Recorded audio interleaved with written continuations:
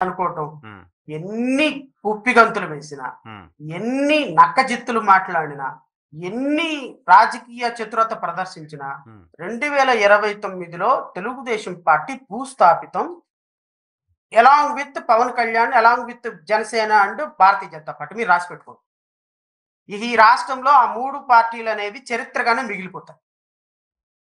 ఏ ఇక ఏ అధికారంలోకి వచ్చే ప్రసక్తి ఉండదు. హుహు. హుహు. హుహు. చూద్దాం. ఎందుకుండరు అంటే ఆ! 2029 తర్వాత చంద్రబాబు నాయుడు గారు ఖచ్చితంగా ఆయన ఇంటికే పరిమితం అవుతారు. హ్మ్.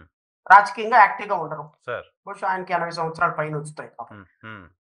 హ్మ్. దాన్ని పార్టీని మోసే బాధ్యత నారా లోకేష్ గారి మీద పడుతుంది. హ్మ్. పార్టీని మోసే బాధ్యత 2029 ఎలక్షన్ ఆయన మీదే పడుతుంది. హ్మ్. సో, నారా లోకేష్ గారు ఏ విధంగా పార్టీని నడిపిస్తారు ఏంటనేది నాకంటే తెలుగుదేశం కార్యకర్తలకు ఎక్కువ తెలుసు. ఎందుకు సో, ఇప్పుడు ఖచ్చితంగా నాకెవరో ఫ్రెండ్ చెప్పారు తెలుగుదేశం పార్టీలో. ఈ మహానాడు తర్వాత ఆయన్ని పార్టీ వర్కింగ్ ప్రెసిడెంట్ గానో, ఎగ్జిక్యూటివ్ ప్రెసిడెంట్ సంథింగ్ ఏదో అనౌన్స్ చేస్తారంట తెలుగుదేశం పార్టీకి. ముఖ్యమంత్రిని చేసుకోమనండి. హ్మ్. మాకు మంచిదే గదా! హ్మ్. రాష్ట్ర ప్రజలకి మంచిదే గదా! ఇంకో 4 సంవత్సరాలు. హ్మ్. 4 సంవత్సరాల తర్వాత ఏమవుతది? హ్మ్. నేను చెప్తున్నాను గదా! హ్మ్. అంబటి రాంబాబో వీళ్ళు వాళ్ళు వార్నింగ్‌లు ఇస్తున్నారు. హ్మ్. నారా లోకేష్ అనేటువంటి వ్యక్తి రెడ్ బుక్ రాజ్యాంగానికి ఆద్యుడు. హ్మ్. No doubt. రెడ్ బుక్ రాజ్యాంగం ఆద్యం పోసి రెడ్ బుక్ రాజ్యాంగం రాసిన నారా లోకేష్. హ్మ్. ఉత్తర కొరియాలో కిమ్మో ఎవరో ఉన్నారు కదా! కిమ్. కిమ్ ఉన్నారు కదా! అవును. ఉత్తర కొరియాలో కిమ్ లాంటి ఒక అత్యంత రాక్షస పరిపాలన అందించాడు అంటే ప్రపంచానికి ఎట్లా ఉంటదో నాకు తెలీదు. రాక్షస పరిపాలన అన్‌కాన్స్టిట్యూషనల్ అన్‌డెమోక్రటిక్ పర్సన్స్‌కి కేర్ ఆఫ్ అంబాసిడర్‌గా కనపడినటువంటి కిమ్ కూడా హ్మ్. నారా లోకేష్‌ని చూసి పాపం, అయ్యో పాపం ఇలా అయిపోయినాడే అని అనుకుంటారు 2000 తర్వాత. 29 తర్వాత చూడండి. హ్మ్. ఎందుకు అంటే సార్. ఒక వ్యక్తి ఒక రాజ్యాంగం యొక్క ప్రిన్సిపుల్స్‌ని మార్చేసి హ్మ్.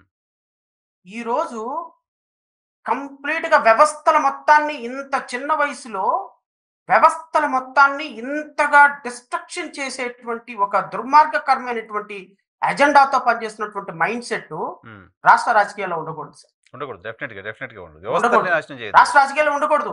హ్మ్. నేను చంద్రబాబు నాయుడు గారిని 100కి 100% యాక్సెప్ట్ చేస్తా. హ్మ్. నారా లోకేష్ అనేటువంటి వ్యక్తి ఈ రాష్ట్ర రాజకీయాలకి ఒక చీడ పురుగు లాంటిది. హ్మ్. హ్మ్. హ్మ్.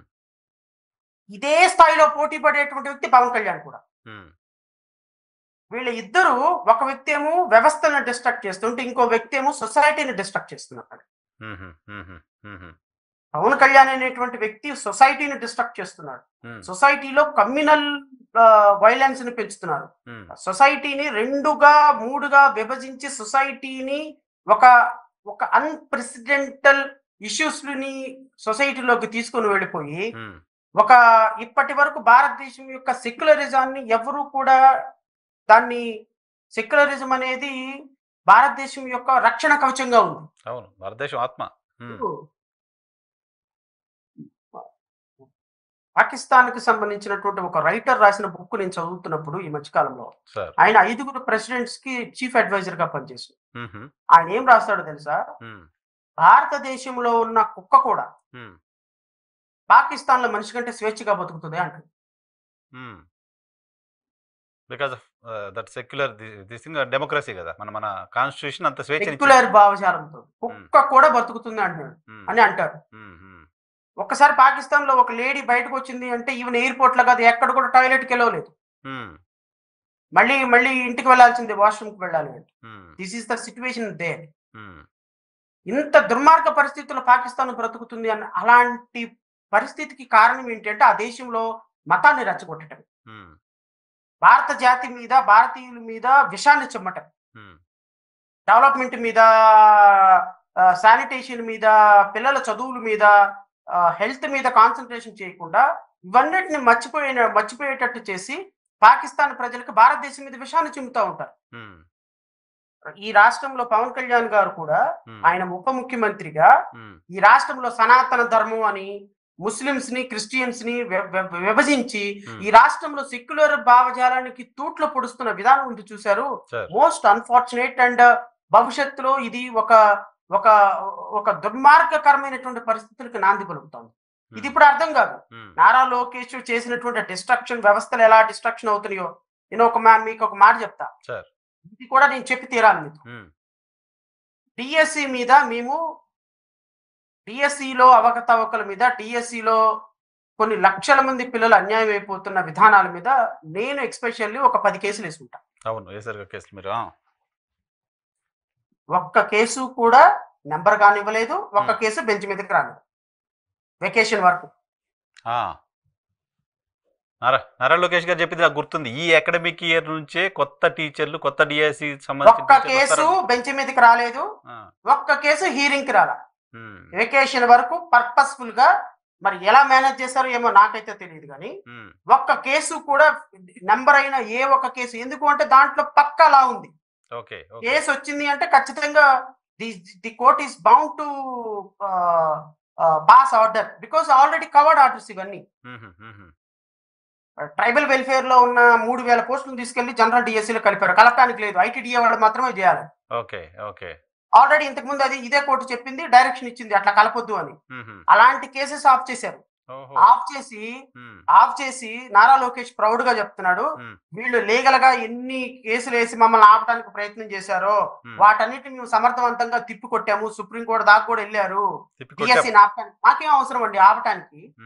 అరే చట్టం ముందు మీరు వేసినటువంటి నోటిఫికేషన్ చట్టం ప్రకారం లేదని మేము వెళ్ళాము, మా వాదన విని కోర్టులో మీ వాదన పసలేదా మేము ఇవ్వమని చెప్పి చెప్పించాలి. అంతేగాని ఫెయిర్ గేమ్ ఆడాలి, కానీ బ్యాక్ డోర్ గేమ్స్ ఏంటంటే. అండ్ మోస్ట్ అన్ఫార్చునేట్ ఏంటి అంటే judiciary also cooperated with the government. Number చేయకుండా, హీరింగ్ వినకుండా, విన్నా కూడా ఏ విధమైనటువంటి ఆర్డర్లు పాస్ చేయకుండా court also, high court also is siding with the government. నష్టపోతుంది ఆ వర్గాలకు సంబంధించిన ప్రజలు కదా, యువకులు కదా, నిరుద్యోగులు కదా. అంటే గవర్నమెంట్ క్లైమ్ ప్రౌడ్లీ, ఎస్ మేము డిఎస్సి కేసులను సమర్థవంతంగా ఏ కేసును బెంచ్ మీదకి రాకుండా చేయగలిగామని. Whose fault is this? ఎవరేమనుకుంటారంటే కుర్రాళ్ళు ఈ వ్యవస్థ, ఈ దేశంలో న్యాయ వ్యవస్థ కూడా ఈ విధంగా ప్రభుత్వానికి సపోర్ట్ చేసిందనే ఇంప్రెషన్ వచ్చేసింది అనుకోండి, అల్టిమేట్ గా democracy will lose their hope. People will lose hope on the system. మాలాంటి వాళ్ళకి ఎటు పోయింది, కనీసం ప్రజలతో ఉండాలి కదా. సో నేను అనేది ఏంటి అంటే వ్యవస్థల్ని, ఇన్స్టిట్యూషన్స్ ని డిస్ట్రాయ్ చేసి నారా లోకేష్ చరిత్రలో ఒక కిమ్ కంటే దుర్మార్గకరమైనటువంటి వ్యక్తిగా మిగలబోతున్నాడు. అది 2029లో ఎస్టాబ్లిష్ అయ్యి తీరుతుంది, చూస్తాము.